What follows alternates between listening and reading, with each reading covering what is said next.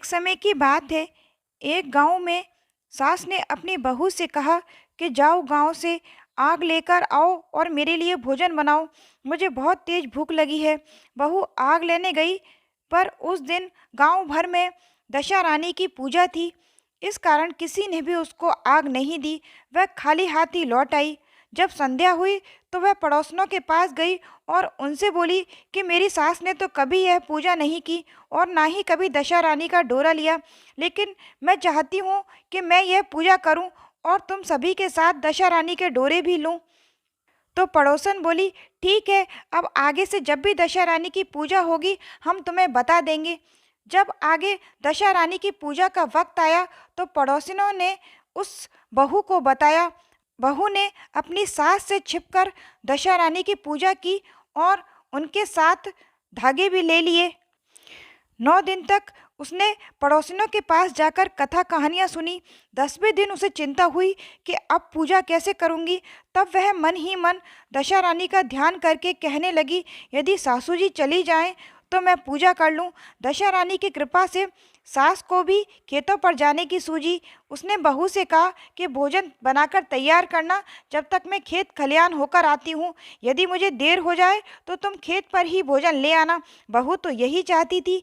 उसने कहा, आप निश्चिंत रहिए। ज्यों ही सासू जी ने पीठ फेरी त्यों ही बहू ने स्नान करके विधिवत दशा रानी की पूजा की। उसके बाद पूजा की सामग्री एक मिट्टी के गोले में रखकर उसे भेंट कर पधारने के लिए ले जाने ही वाली थी। इतने में सासू जी आ गईं। तब उसने जल्दी से उस गोले को और पूजा की सामग्री को छाछ की मटकी में छिपा दिया। सास ने आते ही बहू से पूछा, क्यों, तू मेरे लिए खाना क्यों नहीं लेके आई?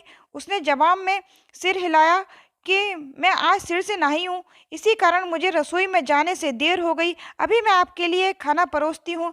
सास का गुस्सा शांत हो गया। चौके में बैठी ही थी कि उसका लड़का भी आ गया। वह भी माता के साथ भोजन करने बैठ गया।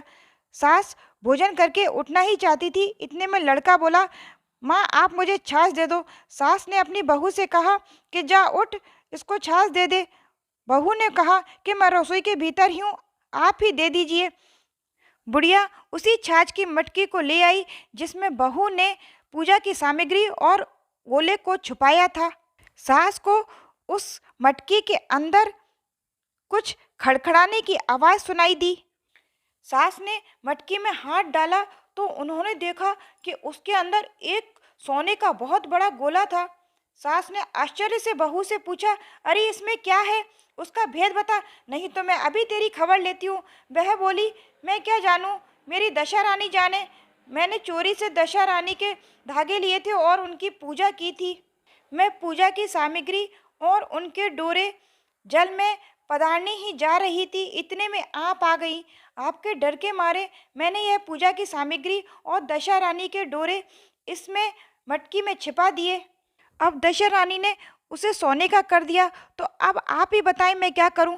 बुढ़िया ने अपनी बहू को गले लगा लिया और कहा कि अब मैं भी तेरे साथ दशा रानी के डोरे लिया करूंगी और विधिवत उनकी पूजा किया करूंगी। सास और बहू ने मिलकर दशा रानी की पूजा की और पूजा सामग्री और डोरे जलाशय में पधराए। हे दशा रानी, जैसे आपने सास बहू को दिया वैसे ही सब भक्तों को दिया करो। दशा रानी आप सभी की मनोकामना पूरी करें। मेरी ये दशा रानी की 5वीं कहानी संपन्न हुई। मेरी कहानी अच्छी लगी हो दोस्तों तो लाइक करना। Bye bye.